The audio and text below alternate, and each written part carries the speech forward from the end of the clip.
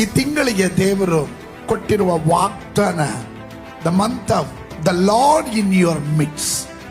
ಮೇ ತಿಂಗಳು ಕರ್ತನು ನಿಮ್ಮ ಮಧ್ಯದಲ್ಲಿ ಇದ್ದಾನೆ. ಜೆಫನಿಯನ ಪುಸ್ತಕ ಅದರ 3ನೇ ಅಧ್ಯಾಯದ ಕಡೆಗೆ ಬನ್ರಿ. 17. ನಿನ್ನ ದೇವರಾದ ಯೆಹೋವನು ನಿನ್ನ ಮಧ್ಯದಲ್ಲಿ ಸೂರ್ಯನಾಗಿದ್ದಾನೆ, ನಿನ್ನನ್ನು ರಕ್ಷಿಸುವನು, ನಿನ್ನಲ್ಲಿ ಉಲ್ಲಾಸಿಸುವನು.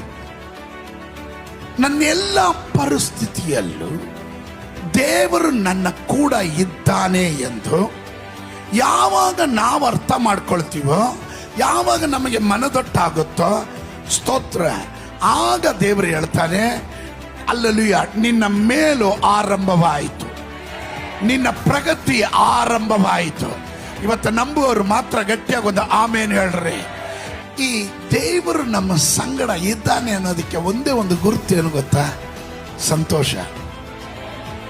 ಈ ಜಾಯ್ ಅನ್ನೋ ಪದ, ಅದರ ಮೂಲ ಪದ ಇಬ್ರಿಯ ಭಾಷೆಯಲ್ಲಿ ಅಬಿಗೈಲ್ ಅಂತಾರೆ. ಫಾದರ್ಸ್ ಜಾಯ್, ತಂದೆಯ ಸಂತೋಷ. ದೇವರು ಸಂತೋಷ, ಉಲ್ಲಾಸ ಪಡ್ತಾ ಇದ್ದಾನೆ. ಕಾರಣ ಏನು ಗೊತ್ತಾ? ಅವನು ನಿಮ್ಮನ್ನು ರಿಸ್ಟೋರ್ ಮಾಡ್ತಾ ಇದ್ದಾನೆ, ನಿಮ್ಮನ್ನು ಪುನಃಸ್ಥಾಪನೆ ಮಾಡ್ತಾ ಇದ್ದಾನೆ. ಮೇ ತಿಂಗಳಲ್ಲಿ ಪರಿಶುದ್ಧಾತ್ಮನು ನನಗೆ ಹೇಳಿದನು, ನನ್ನ ಜನರಿಗೆ ಎಚ್ಚರಿಸು, ನನ್ನ ಜನರಿಗೆ ಹೇಳು, ನಾನು ಅವರ ಮಧ್ಯದಲ್ಲಿ ಅದ್ವಿತೀಯನಾಗಿ ಶೂರನಾಗಿದ್ದೇನೆ. ನನ್ನ ಜನರು ನಾನು ಕೈ ಬಿಟ್ಟಿಲ್ಲ, ತೊರೆದಿಲ್ಲ.